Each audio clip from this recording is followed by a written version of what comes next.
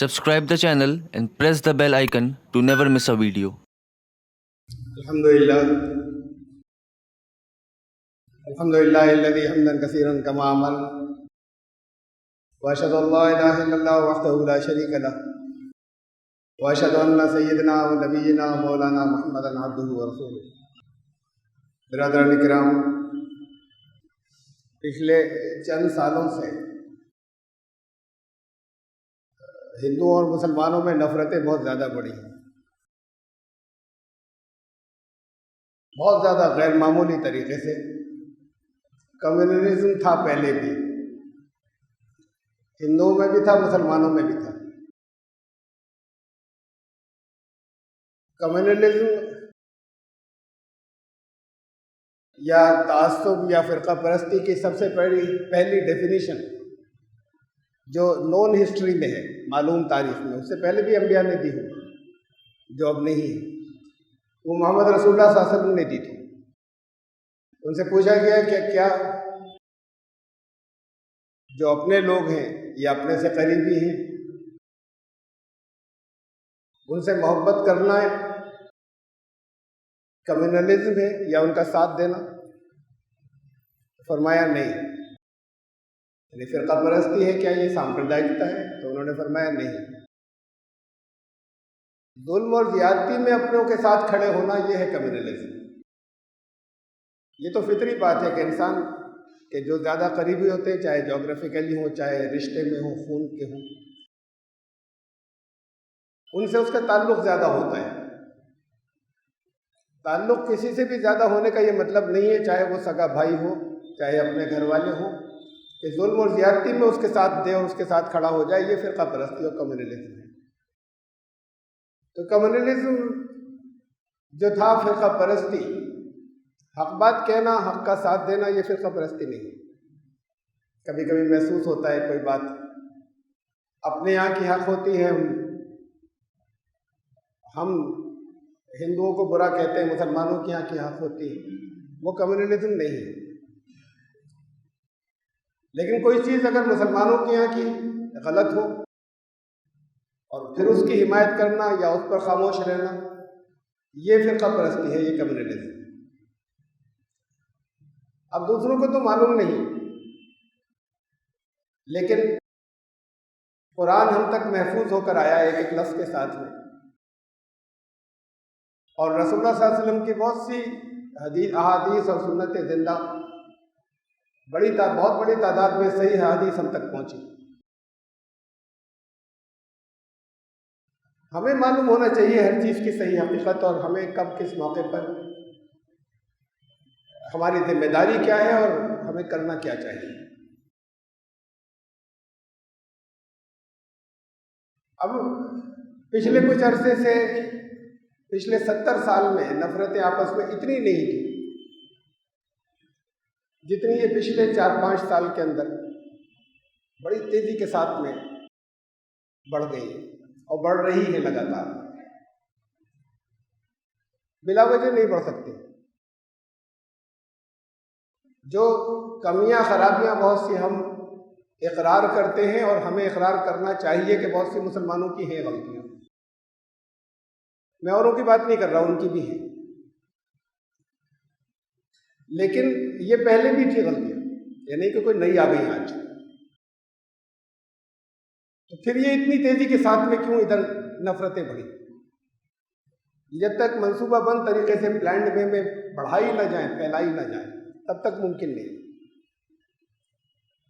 और जाहिर है कि फैलाने बढ़ाने के पीछे कोई मकसद होगा। पिछले कुछ अरसे में अभी आप देखें, मुमकिन है मैं चंद नाम लूँगा, शायद आप में से वो कुछ लोग जानते होंगे।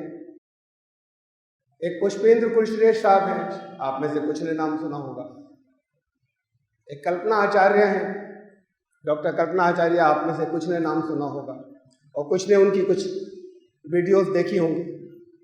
एक भूपेंद्र शर्मा साहब हैं, एक यतिन नरसिंहानंद सरस्वती हैं, और 2-3 नाम और हैं, 2-3 लोग और हैं। ये पिछले कुछ अरसे से जैसा है कि जैसे मकसद सिर्फ इस्लाम और मुसलमानों से दुश्मनी पैदा करना, इसके अलावा कोई मकसद ही समझ में नहीं आता। अगर आप सुनेंगे तो देखें, और बहुत मकबूल हो रहे हैं। आम मुसलमान भी औसत दर्जे के, ज़्यादातर में है कम्युनलिज्म, ये जो आम कहलाते हैं, अंदर होता है थोड़ा बहुत, इसलिए कि जिस माहौल से आए यहाँ तक, अगर वाकई दीन को जानते होते और दीन के सही रास्ते से आते तो नहीं होता, लेकिन चूंकि जिस माहौल से आते हैं वो दीन का बिल्कुल सही रास्ता नहीं होता। कुरान और सुन्नत का तो होता है सबके अंदर, लेकिन औसत दर्जे मामूली सा थोड़ा बहुत है। अब यहाँ पर कोई अगर खड़ा होकर हिंदुओं के खिलाफ कुछ वाक़यात को तोड़ मरोड़ के पेश करे, कुछ सच्चे जो हुए हैं उन्हें पेश करे, कुछ को तोड़ मरोड़, कुछ झूठे भी साथ में शामिल कर दे, और फिर लगातार एक उनके खिलाफ तकरीरें स्टार्ट करे, तो बहुत बड़ी तादाद खड़ी हो जाएगी जो तारीफ़ें करेगी और तालियां बजाएगी, और फिर उनके मिजाज बदल जाएंगे। इसलिए कि अंदर था, बीच था अंदर। औसत दर्जे के सामने से ये था कि भाई मिलते जुलते हैं हर एक से। तो ये यहाँ तो नहीं हो रहा, लेकिन ये वहाँ हिंदुओं में हो रहा है। और ये 6-7 लोग हैं, ये एक टीम है पूरी। ये नहीं थी 4-5 साल पहले। अगर ऐसा होता कि ये तो 10-15 साल से करते चले आ रहे हैं, ऐसा नहीं है। ये इधर 3-4-5 साल से खड़े हुए, और सिर्फ आप कोई तकरीर सुन लीजिए उनकी, और सुन सकते हैं बहुत सी, मैंने जो नाम लिए, बात को मुझसे पूछ लीजिएगा जिन्हें न याद हो। यूट्यूब के ऊपर बहुत तकरीरें हैं जगह जगह उनकी, और सब बहुत मकबूल हैं, बहुत सुनी जा रही हैं। और फिर वहाँ माहौल देखिए, जो हिंदू बैठे होते हैं किस दर्जे के, फिर वो नारे लगाते हैं, वहाँ पर खड़े होकर जोश में सारे भर जाते हैं। ये मुनज़्ज़म तरीके से, मंसूबाबंद तरीके से, एक ऑर्गेनाइज अंदाज में एक सिलसिला चला है। जाहिर है कि उसका जो भी मकसद हो, लेकिन ये किया जा रहा है, ये खाली खुद से नहीं पैदा हो गई। ये सिर्फ मुसलमानों की बुराइयां या खराबियों से पैदा नहीं हो गई, जो कमियां हैं मुसलमानों की, उससे। ये कमियां पहले भी थी। पुष्पेंद्र कुशरे साहब अलीगढ़ के रहने वाले, अलीगढ़ में यूनिवर्सिटी कैंपस में उनका घर था। मैं उस घराने से वाकिफ हूँ ज़ाती तौर पर। ठीक, अच्छा घराना था, तो उसे कॉम्युनल नहीं कह सकते।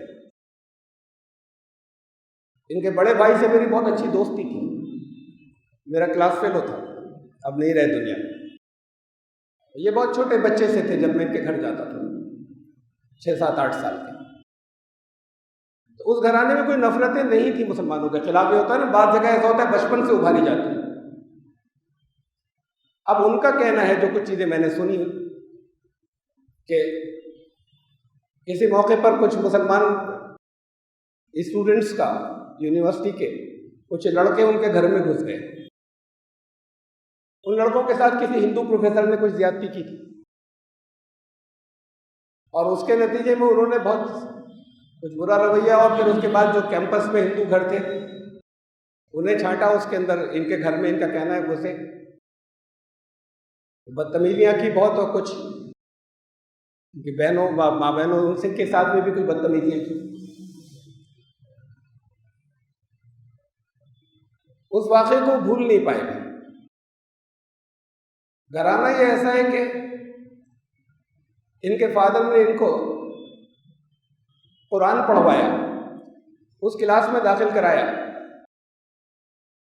कंपलसरी नहीं था स्कूल लेवल के ऊपर, यूनिवर्सिटी में मुसलमानों के लिए इस्लामियात की क्लास होती थी। इनके फादर ने उनको वो क्लास अटेंड करवाई, तो इस्लाम के बारे में जाने, कुछ कुरान के बारे में जाने, ऐसा घराना। अब उसे वो ऐसे करते हैं कि वहाँ जरूर ज़बरदस्ती था, हमें ज़बरदस्ती कुरान पढ़ाया गया अलीगढ़ यूनिवर्सिटी में, तो झूठ है। अलीगढ़ यूनिवर्सिटी में किसी लेवल पे कोई ऐसा कोर्स नहीं जहाँ हिंदुओं के लिए लाजिम हो, कभी नहीं रहा, ना पहले कभी था, ना आज है। किसी लेवल के ऊपर, ना स्कूल लेवल पर और ना यूनिवर्सिटी लेवल पर, कि हिंदुओं के लिए ये लाजिम हो कि वो इस्लामिक स्टडीज़ या इस्लामी या कुरान पढ़ना जो है उनके लिए लाजिम हो जाए। वो कहते हैं अपनी तकरीरों में कि मुझे ज़बरदस्ती पढ़ाया गया। कुछ बातें उनकी झूठ, कुछ बातें उनकी ऐसी हैं कि जो गलतफहमियाँ हैं, तो गलतफहमियाँ दूर होनी चाहिए।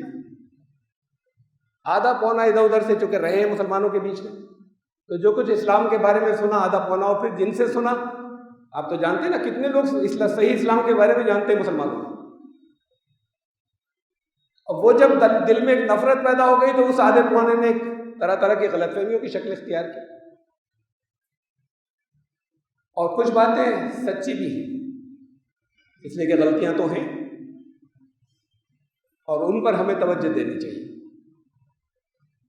ये तो इनमें से, इस पूरे ग्रुप में से, जिसमें से मैंने कई नाम लिए, एक नाम है जिससे उसके बारे में मैं थोड़ा सा, जैसे मैंने आपको बताया, बहुत मामूली सा मैं जान सका। पहले नहीं जानता था, ज़रा सी चंद मिनट की मुलाकात हुई और उसमें पता चला कि तो हमारे जो पुराने दोस्त थे उनका छोटा भाई, और वो अब है नहीं दुनिया में, वरना उनसे कुछ बात करता मैं। बहुत बिल्कुल गैर मुतासिर आदमी था वो, इनका घराना भी ऐसे था, लेकिन उस एक वाक़े ने नफरत भर दी दिल में। मुझे नहीं मालूम कि वो भी झूठा है कि नहीं, गालिबन अंदाज़ा ये है कि सच्चा होगा, इसलिए कि हो सकता है, ऐसा होता है। बड़े बड़े लफंगे और ये वो कॉम्युनल भी होते हैं, ये भी होते हैं।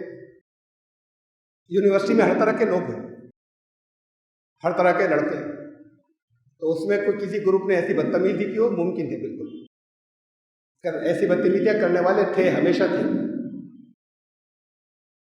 लेकिन उसने एक आदमी को खड़ा कर दिया ऐसा उसके दिल में। वो ये सब ये कर नहीं रहे थे, वो दिल में उनके रही। और अब अचानक अब कैसे खड़े हो गए इन तकरीरों के लिए? दरमियान में प्रेस क्लब ऑफ इंडिया के सेक्रेटरी रहे, तब ऐसी कोई बातें उनकी किसी तरह के प्रेस से वाबस्ता रहे, उनकी किसी तहरीर से, तकरीर से अंदर होगी, लेकिन जाहिर नहीं होती थी, झलकती नहीं थी। ये अचानक अब कैसे वो सारी नफरतें अब निकलकर ऐसा हो गया जैसे इसे उन्होंने मिशन बनाया हो अपना। भाई इलेक्शन गुजर गए, इलेक्शन से पहले तक तो ये भी समझा जा सकता था कि कुछ लोग ऐसा माहौल बना रहे हिंदू कंसोलिडेशन के लिए, नफरत फैलाने का, कि बल्कि बाज़ प्राइम मिनिस्टर ने भी ऐसी बातें कही कि जिसके अंदर हिंदू कंसोलिडेशन के लिए, कि जो नहीं कहनी चाहिए थी उन्हें।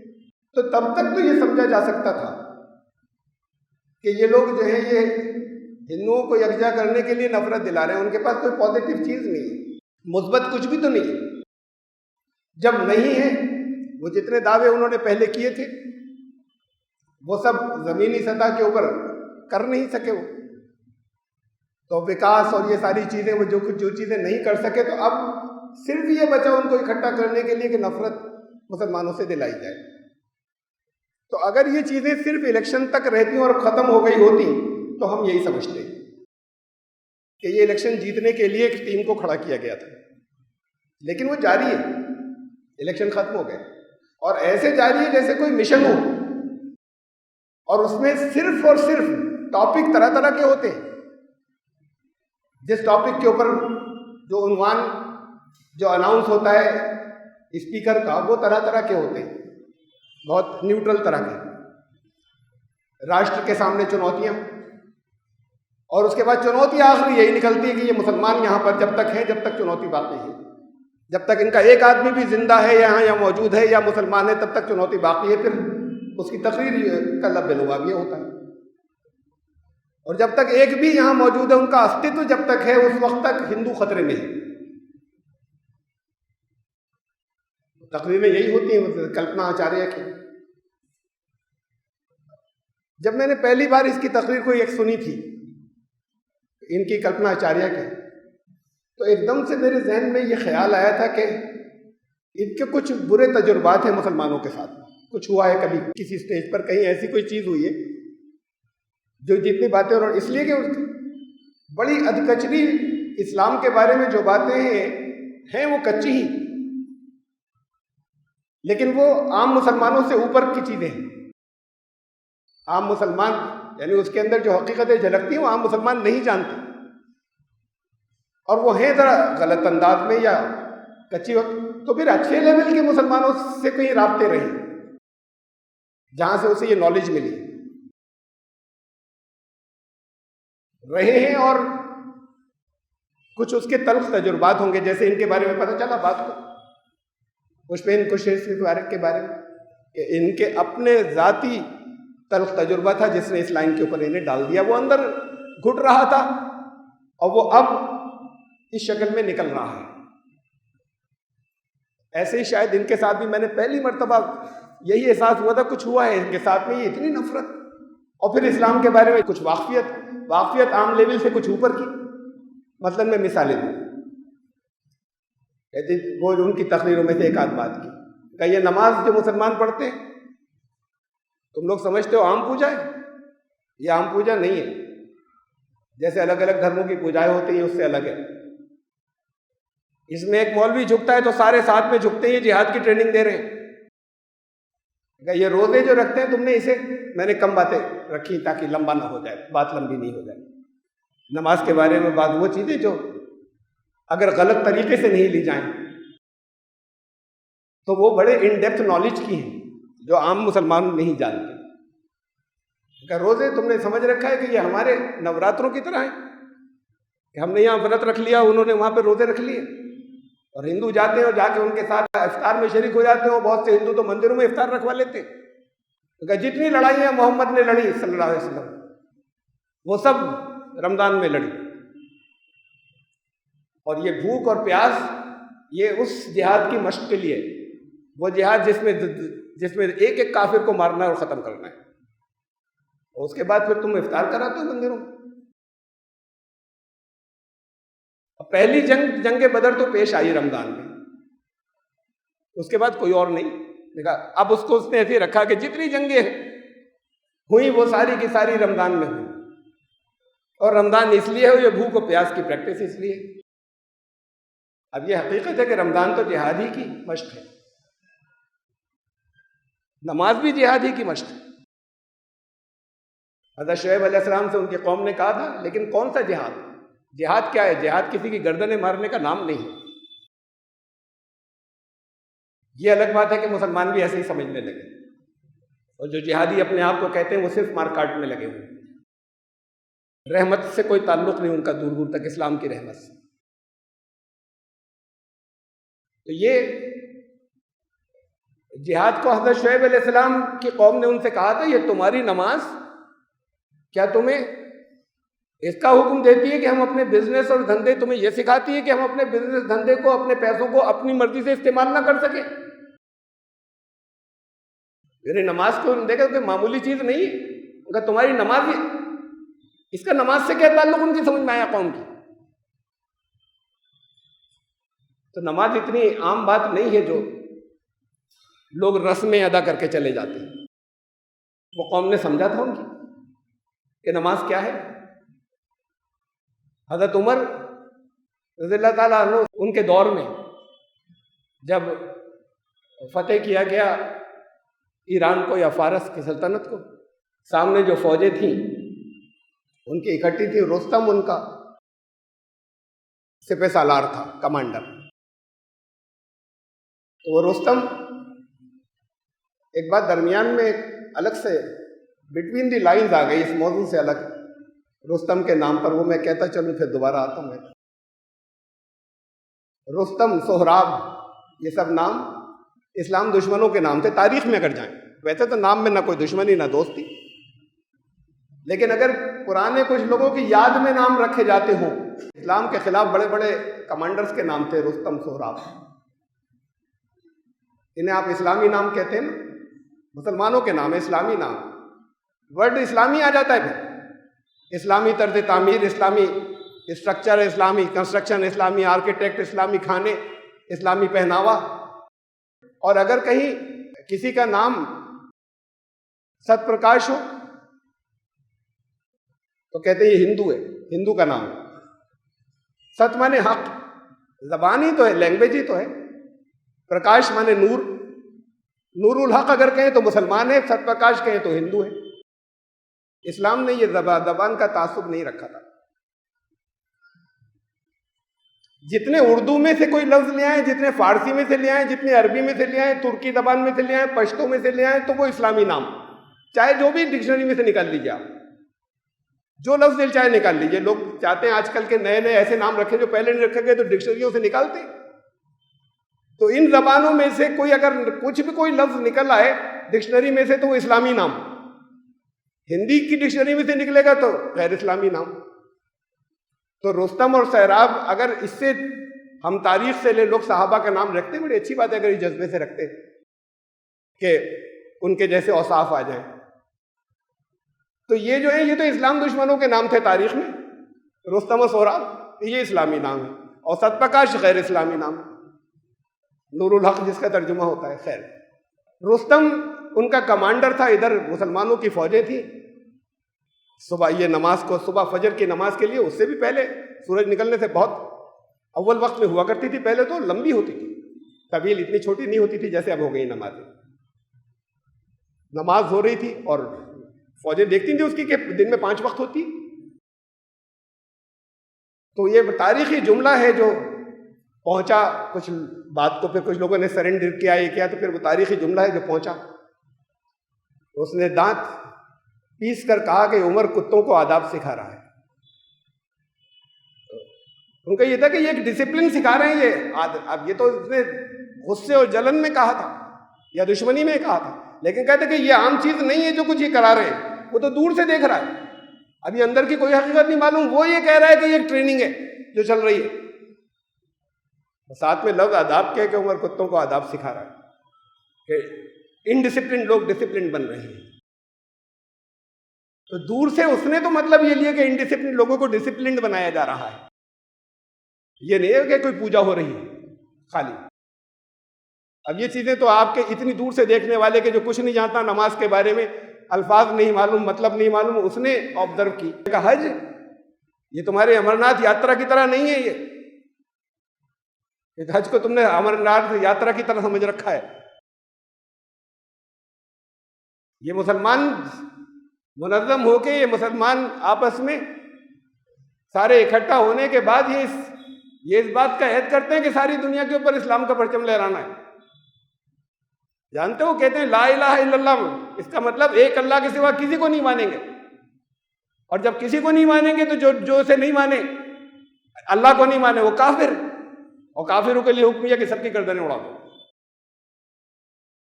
तो इनका तो ला इलाहा इल्लल्लाह ही बड़ा खतरनाक है, और उसके पीछे ये जज्बा छुपा है कि सबकी गर्दनें उड़ा दो। मैंने चंद बातें दरमियान की बताती हैं आपको, हर एक की तकरीर की नहीं बता सकता। जिन्होंने कुछ सुनी है और जिन्होंने नहीं सुनी है, मैंने नाम बताए हैं, जिन्हें नहीं याद हो पूछ लीजिएगा, देखिएगा, इसलिए देखिएगा कि आपके दिल में नहीं आनी चाहिए नफरत,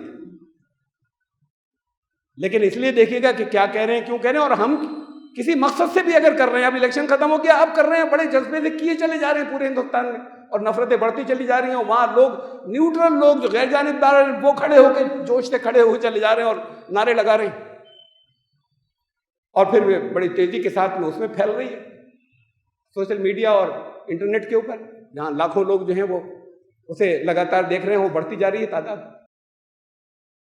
इसलिए देखिएगा कि आप देखें कि कैंपेन चल रही है,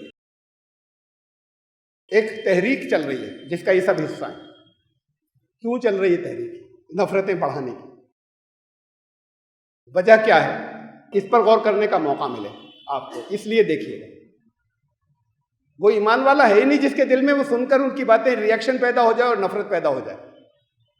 आपको एनालाइज करना है बजाय इसके कि नफरत पैदा हो जाए। और फिर असल बात यह है, उस मकसद को अभी जाने दीजिए, हम क्या करें। आपकी चीजें इतनी नहीं फैलती और नहीं फैल सकती, तादाद भी कम है, और जो है वो बेफिक्र है, अपने बिल्कुल बेफिक्र है हर तरह के हालात से, बड़े मुतमईन। उनको ये बताया जा रहा है कि बड़ा षड्यंत्र चल रहा है चारों तरफ तुम्हारे खिलाफ। तकरीरों के अंदर कश्मीर से निकाल दिया, अब जम्मू से भी निकाला जा रहा है। अरे जम्मू में मुसलमान नहीं कब, अब जम्मू से भी निकाला जा रहा है। अब बंगाल में मुसलमान भर गए, आसाम में मुसलमान भर गए, केरला में बढ़ते चले जा रहे हैं कि अलगार है, बढ़ते चले जा रहे हैं। तुम बचोगे?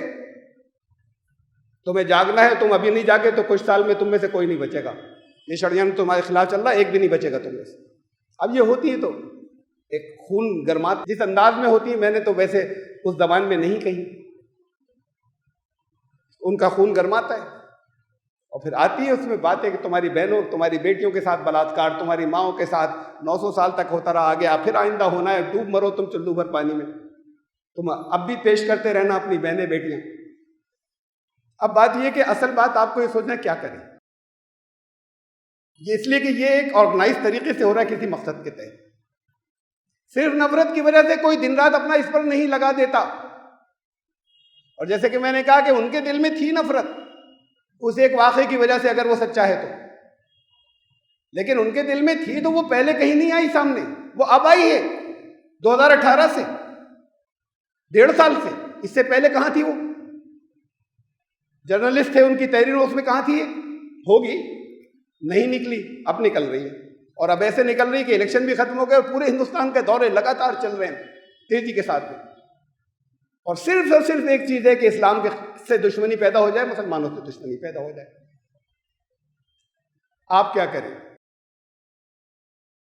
आपके राब्ते नहीं है, असल बात यह। कुछ भी ना करें, अगर किसी को कोई बहुत ज्यादा इल्म ना भी हो, ये जितनी बातें फैलाई जाती हैं, अगर नॉर्मल लोग, औसत, वो जो ये सचमुच समझते हैं, मुसलमानों में से हैं ऐसे कुछ लोग, बहुत थोड़े से कहीं दुनिया में, जो सचमुच ये समझते हैं कि हर आदमी जो मुसलमान के घर पैदा नहीं हुआ उसकी गर्दन उड़ा दी जाए। ये बड़े थोड़े से लोग हैं जिन्हें समझाया गया है, वो समझते नहीं थे, उनको ये समझाया गया है, उन्हें जाने दीजिए, वो दुनिया में थोड़े से हैं। लेकिन बाकी जितने और मुसलमान हैं, चाहे वो दीन के बारे में नहीं जानते हो, ज्यादा बातों कुछ मत करें, किसी बात का जवाब भी मत दें, राब्ते तो कायम कीजिए, मिलिए, बहुत कुछ खत्म हो जाता है मिलने से, दुनिया बदल जाती है मिलने से, राब्ते रहें तो। लोग कहने कुछ नहीं, अच्छे अखलाक के साथ में मिले, वो कहने लगते हैं दूसरी जगह वो मुसलमान तो अच्छे नहीं होते, ये हमारे साथ में कुछ है, ये अच्छे, और फिर जगह जगह सब मिलने लगे तो फिर सभी अच्छे हो जाएंगे। तो आप अलग रहे, और जितनी ऐसी बातें सुनी उससे और नफरत पैदा हो गई। तो उनके पास तो जराए ज्यादा हैं, वो किसी मकसद के लिए बढ़ रहे हैं, वो अपने मकसद में कामयाब होंगे। यानी इस वक्त इतनी पावर होने के बाद, जिसे एब्सोल्यूट पावर कहते हैं, उसके बाद ये डर, और उसको हकीकी मानने लगता है अवाम जब सुनते हैं उन तकरीरों से कि हिंदू तो तबाह होने जा रहे हैं, षड्यंत्र ऐसा चल रहा है कि कोई बचेगा ही नहीं यहाँ पर, इस तरह का षड्यंत्र चल रहा है, और ये अवाम मानने लगते हैं। राब्ते कीजिए पैदा। मैं बहुत मुख्तसर से, वाक़े लंबे अब नहीं बता सकता, वक्त नहीं है। 3 लोगों से मुलाकात, गुजरात की मैं बात बता रहा हूँ, ये उस वक्त की बात है जब गुजरात में फसादात हुए थे। एक उससे कुछ बात की और एक दो उससे कुछ पहले की, वो जो बहुत भयानक फसाद थी, कुछ उससे कुछ पहले की। वहाँ मेरा एक प्रोग्राम होना था, बड़ी दिलचस्प कहानी उसके पीछे की भी, वक्त नहीं है यहाँ पे मैं बताता कि प्रोग्राम क्यों हुआ था, कैसे अरेंज हुआ था, वेद और कुरान के नाम पर। बहुत उसकी पब्लिसिटी हो गई थी वहाँ, बीजेपी की हुकूमत थी तब भी। उन्होंने जगह जगह उनके वो आ रहे थे फीलर के, वहाँ हमें पास भेजिए, हम स्टेज पे आना चाहते हैं, मना कर दिया गया। सारे उन्होंने हमारे प्रोग्राम से पहले दूर तक रास्ते, हर चारों तरफ से रास्ते तक, वहां तक अपने झंडे लगा दिए। उसके बीच में हुआ था एक, वहां के बहुत रेस्पेक्टेबल पंडित थे, बहुत रेस्पेक्टेबल, वहां के सबसे बड़े माने जाते थे, वैष्णोदेव पंडित, वो थे स्टेज पर और मैं था मेन, हम लोगों ने। तो उन्होंने कुरान की तारीफ में संस्कृत के अंदर कवि सम्मेलनों में नज़में कही। उसमें ये हुआ, उस कार्यक्रम के अंदर, उस प्रोग्राम के अंदर के मेरे पास जाने से पहले एक ख़त आया था, बहुत ही बेहुदा ख़त था, इस्लाम मोहम्मद रसूलुल्लाह साहब के बारे में कुछ बातें उसमें लिखी थी। जो नाम नीचे लिखा हुआ था, चिन्मय पटेल एडवोकेट। तो वहाँ में हमने अपनी टीम से कहा प्रोग्राम से पहले कि ये चिन्मय पटेल, इनसे मैं मिलना चाहता हूँ। उनका हरगिज़ नहीं, खबरदार, इस आदमी से हरगिज़ नहीं मिलना है, नाम ही नहीं लेना। मैंने कहा, जब मैंने इसरार किया मिलूंगा, तो उन्होंने कहा अच्छा ठीक है, कार्यक्रम के प्रोग्राम के बाद मिलिएगा, वरना सब तबाह हो जाएगा। इससे ज़्यादा खतरनाक तो यहाँ कोई है ही नहीं, ये तमाम ऐसी बेहुदा बातें करता है। कोई मुसलमान यहाँ के गुस्से में आ जाते हैं, गुस्से आने के बाद जाते हैं तो उन्हें पुलिस पकड़ लेती है, उन पर ज़्यादतियाँ करती है, और ये कोई मौका छोड़ता नहीं दुख पहुँचाने का। ये पहले नंबर पर है ये पूरे अहमदाबाद में, याद में, मुस्लिम दुश्मनी में। अब वो ये हुआ कि जब लोग जा रहे थे उस प्रोग्राम के अंदर, ऐसा कुछ उसका असर पड़ा, उसमें बड़ी दूर दूर से बड़े पंडित बुलाए गए थे, बहुत आलिम, बहुत बड़े बड़े हिंदू, और सब पर बड़ा असर पड़ा था, और सब मुझसे गले मिलकर गए और बहुत जेन्युइन तारीफ करके गए। सैकड़ों लोग गले मिले होंगे, मुझे याद भी नहीं जितने थे, इसलिए कि बड़ी तादाद हिंदुओं की थी, मुसलमानों कम थे उसमें। और अपने कार्ड दे दिए, वो कार्ड भर गए मेरी जेब के अंदर, जितने देते गए भर, एक से पर हाथ में लाया, कार्ड दिया, रख लिया, कुछ जानने का किसी को मौका नहीं था। हमारी मीटिंग हुई, बाद में तासुरात की, कार्ड वार्ड निकाले, मैंने कहा ये कार्ड रख लीजिए, इनसे रब्ते कीजिएगा, इतने लोग हैं। उसमें कार्ड में नाम आया चिन्मय पटेल का कार्ड, तो एकदम सब रुक गए, चिन्मय पटेल यहाँ नहीं आ सकता। अगर वो आया होता तो कुछ हंगामा होता, कोई और उनका उसका कार्ड दे गया होगा, बात खत्म हो गई। फिर एक साहब अपना बैग भूल गए थे, मैं कहा भाई पता देख लो इसके अंदर ताकि बैग पहुंचाएं। वो भी इत्तेफाक से उन्हें, ये ऐसे इत्तेफाक नहीं कहते हैं, नहीं अल्लाह की तरफ से सब चीज़ें प्लान्ड होती हैं। वो भी उन्हीं का निकला, अपना बैग भूल गए थे। चिन्मय पे अंदर से जब देखा, उसमें वो लज्जा की कॉपियां भरी हुई थी जो बांटने के लिए लाए थे, फिर बांटी नहीं बात को उन्होंने, वहाँ बांटने के लिए लाए थे। और उनके कुछ और कार्यकर्ता भी होंगे साथ में, हिमायती। तो बहरहाल मैंने कहा अब तो हमें एक्सक्यूज मिल गया, अब हम मिलकर आएंगे, अब तो आपका बैग देने आए मैं बैग देने गया, साथ में 2 लोग और गए थे। उसमें पता था चीज़ों का, बहुत सा उनका पता होता सब रखा था, उसमें मिल गया था, फ़ोन नंबर भी मिल गया था। उनके फ्लैट में जब मैं बेल बजाई, जो आदमी बाहर निकला, मैंने निकलते ही पहचान लिया उसे, इसलिए कि वो छोड़ ही नहीं रहा था, सबसे ज़्यादा देर तक वही गले मिला था। सैकड़ों लोगों में वो मुझे छोड़ ही नहीं रहा था, जितनी देर तक वो गले मिला था, इसलिए पहचान लिया कि ये तो वो है जो सबसे ज़्यादा देर तक गले मिले। ले गए, बड़ा अजीब जुनूनी, दांत पीस पीस के कुरान में यूं और ऐसा यूं उठा लिया, अंदर से कुरान पूरा काट पीट जगह जगह पूरा जैसे पढ़ रखा था, तमाम निशान लगे हुए। ये खोला मैंने, उनके हाथ से लेके एक तरफ रख दिया। मैंने कहा फिर कभी बात होगी और करूंगा तो इस वक्त तो आपका बैग देने आए थे, ये सब बातें नहीं करूंगा, लेकिन आप बहुत अच्छे हैं, और ये यूं मुसलमान ऐसे और यूं, लेकिन आप बहुत अच्छे हैं, आपकी बातें बहुत अच्छी थी। खैर, मैं दरमियान की नहीं सुना रहा, बड़ी बड़ी दिलचस्प हैं चंद सालों।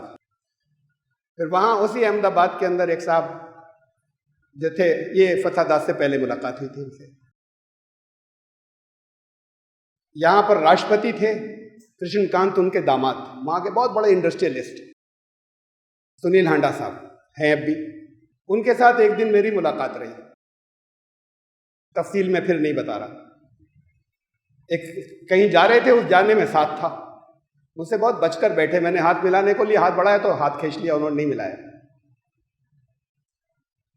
फिर वो रास्ते में जो और साथ में थे, उनसे मैं चंद बातें कर रहा था, उधर उनके कान खड़े हुए, फिर जरा सुनते रहे। फिर मुझसे डायरेक्ट उन्होंने कोई सवाल पूछा। फिर उसके बाद तो वो अपनी डायरी लेके मेरे बहुत पूरे दिन हमारे जाने के सफ़र में आने कुरुक्षेत्र जा रहे थे दिल्ली से, और वापसी तक वो मुझसे पूछते रहे, कुछ लिखते रहे। मैं और भी बीच की फिर तफसीलात छोड़ के मैं आपको ये बताना चाह रहा हूँ कि उन्होंने ये कहा, IIM की क्लास, मैंने 15 साल IIM में लेक्चर्स दिए ना, उनकी वजह से। वो IIM की फैकल्टी, बड़े बिजनेसमैन भी थे, ये भी थे, एजुकेशनिस्ट भी, बहुत कुछ, उनके बड़े बड़े इदारे हैं। मुझसे उन्होंने कहा कि IIM में लेक्चर जो है वो आपके हुआ करेंगे।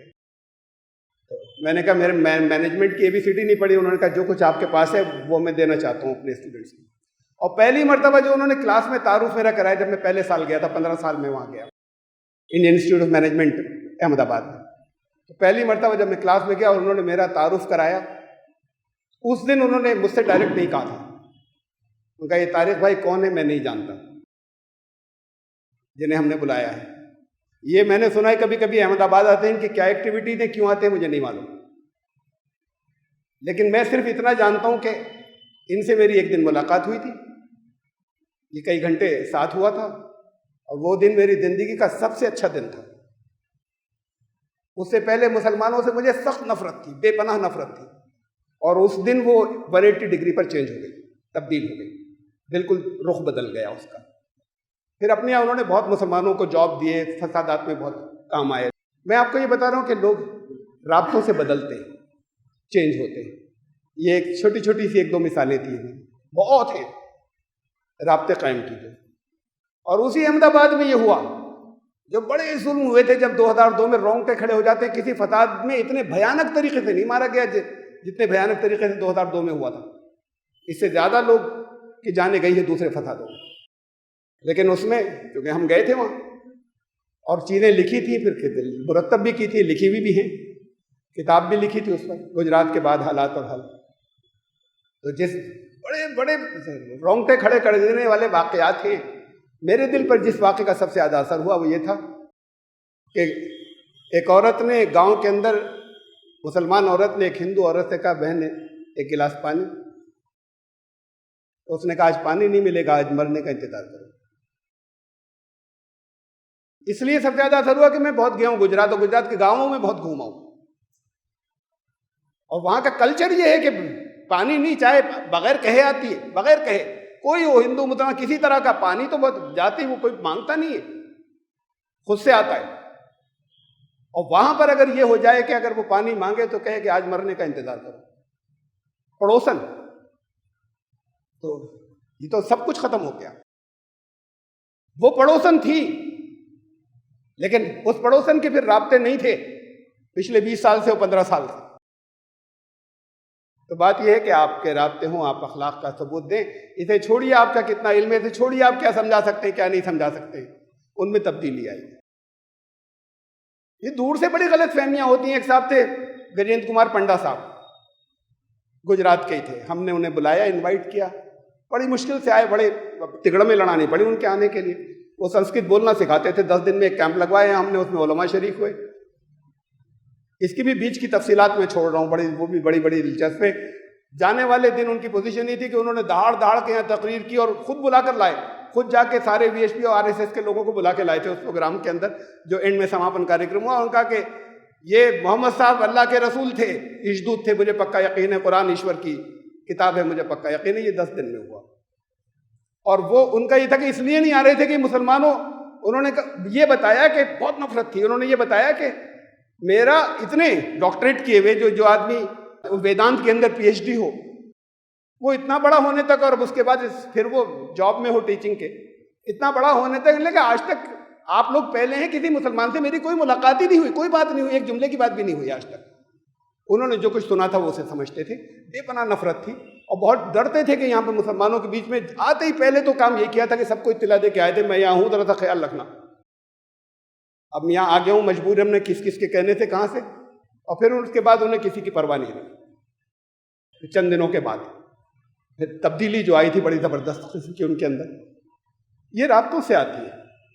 मुझे बताया उन्होंने मुझे बताया कि असल में बात यह है, मुसलमानों से तो मेरा कहने, आज तक किसी मुसलमान से यहाँ रामपुर आने से पहले किसी से कभी कोई बात भी नहीं की थी मैंने, बचपन से ले गए यहाँ तक कोई नहीं। लेकिन पुरानी बात है, कहने लगे मेरे हमारे फादर को, फादर मदर, मेरे भाई को कंधे पे, मुझे कंधे पे बिठा के, वहाँ से वो खुद तो नहीं थे, बात को पैदा हुए, बड़े बड़े मेरे भाई को कंधे पे बिठाकर 1947 में वहाँ से जाने बचा के यहाँ भागे थे और यहाँ आए थे।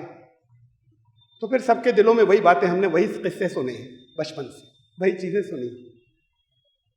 एक वाक़या मैंने फिर बताया उन्हें फ़ौरन, उसके बाद जैसे उन्होंने सुनाया, मैंने कहा मेरे वालिद साहब, सारे घर वाले, फरीदाबाद में हमारी ज़मीनें थी, वहाँ रहते थे, उनको इत्तला मिली कि आज हमला होने वाला है, तो दरवाजे से नहीं दीवारें कूद कर भागे थे, सब कुछ छोड़कर। तो ये जो आप जो कुछ बता रहे हैं वही यहाँ पर भी हुआ, लेकिन उन्होंने मुझे कभी नफरत नहीं करने दी। उन्होंने हमारे साथ में बच्चे, जैसे जहाँ हम रहते थे दिल्ली में, हिंदू ईसाई सब थे, उस वक्त फ्रिज नहीं हुआ करते थे, पानी ठंडा बर्फ़ का बना कर रखते थे। अगर हम बच्चे खेलते हुए आते थे, हमारे साथ हिंदू बच्चे भी थे, वो अगर फेंकने जा रहे होते अपना पी कर तो रोक देते थे, वो मुझे देते थे कि तुम पी लो। और मुझे कभी फरीदाबाद नहीं ले गए, वो ये दिखाने ले जाते कि हमारी ये ज़मीनें थी, मेरे दिल में नफरत पैदा हो जाएगी। 40 किलोमीटर में था वो, जहाँ हम रहते थे, जहाँ हमारा घर या उनका घर था या ज़मीनें थी, तो मुझे कभी वहाँ लेकर सिर्फ इसलिए नहीं गया कि मेरे दिल में नफरत पैदा हो जाएगी। मैंने कहा कि वही वाक़या आपके साथ हुआ, वही हमारे साथ हुआ, लेकिन हमने बचपन से हमें मोहब्बत करना सिखाया गया। और फिर वो पंडा साहब की पोजीशन ये थी, मैंने आपको बताया कि उन्होंने दहाड़ दहाड़ कर ये बातें की। ये राब्ते कीजिए, चीज़ें मोहब्बत से पेश आइए, फिर वो कैंपेन तब तक असर करती है जब तक आप दूर दूर हैं, या थोड़े से 1-2 लोग कुछ कर रहे हैं तो बाकी तो भीड़ खाली है। कैंपेन तब बिल्कुल डिफ्यूज हो जाती है, उसका कोई असर बाकी नहीं रहता जब चारों तरफ लोग कहने वाले हो कि नहीं ऐसे तो नहीं होते, मुसलमान तो ठीक होते हैं, अच्छे होते हैं। तो फिर अच्छा साबित कीजिए अपने आप को, ऐसे साबित अमलन कीजिए, ऐसा कि वो कहने लगे कि अच्छे होते हैं, फिर वो प्रचार नहीं बचेगा। वो जिस मकसद से भी हो रहा है, मुमकिन है वही बदल जाए, कभी उनसे राब्ते हो की जाएगी कोशिश, अभी तो मिलना भी नहीं चाहते, लेकिन जब होंगे तो वो भी बदलेंगे। अब आपका काम उन लोगों को बदलना है, इसलिए कि आप इसीलिए आए थे दुनिया में कि लोगों को बदले, तब्दील करें, जो कमियां होने दूर करें। तो अपने आप को बदलिए पहले और फिर लोगों को बदलिए। आपका काम घर बैठना खाली नहीं था, आपका अप्रोच करना था, उन तक पहुंचना काम था। पहुंचिए, नफरतें खत्म हो जाएंगी। अल्लाह ताला आपको जिस मकसद से वो खड़े हुए हैं, आपको ये सलाहियत अता फरमाए और इसकी तौफीक दे कि आप इसके लिए निकले कि वो मकसद कामयाब ना हो, उनका मकसद बदल जाए, कुछ और हो जाए। जो आज है वो ना रहे, बल्कि जो जोशीले लोग हैं, जो कुछ करने वाले हैं बहुत कुछ, वो अगर सच्चाई की तरफ आ गए तो उसमें भी आपसे ज्यादा जोशीले होंगे। हज़रत उमर रज़ियल्लाहु ताला अन्हु का से मंसूब है, कहा कि फरमाते थे ख़यारुकुम फिल जाहिलिया ख़यारुकुम फिल इस्लाम। ये जो जाहिलियत के अंदर जो बड़ा था या सख्त था या आगे बढ़ने वाला था, वही इस्लाम के दौर में भी सबसे आगे बढ़ने वाला होगा या निकला। इस्लाम में भी आने के बाद सबसे आगे आगे रहने वाला निकला। जो आगे होते हैं वो आगे रहते हैं। तो ये लोग जो नफरत आज फैला रहे हैं, जब आप पहुंचेंगे और ये बदलेंगे तो फिर उतनी ही शिद्दत के साथ में इनको जो कुछ करना चाहिए उस रास्ते के ऊपर लगेंगे, इनके मकसद बदल जाएंगे और आप उसका जरिया बनेंगे और आपको उसका अजर मिलेगा। बारकल्लाहु लना व लकुम फिल कुरानिल अज़ीम इन्नहु तआला जवादुन करीम।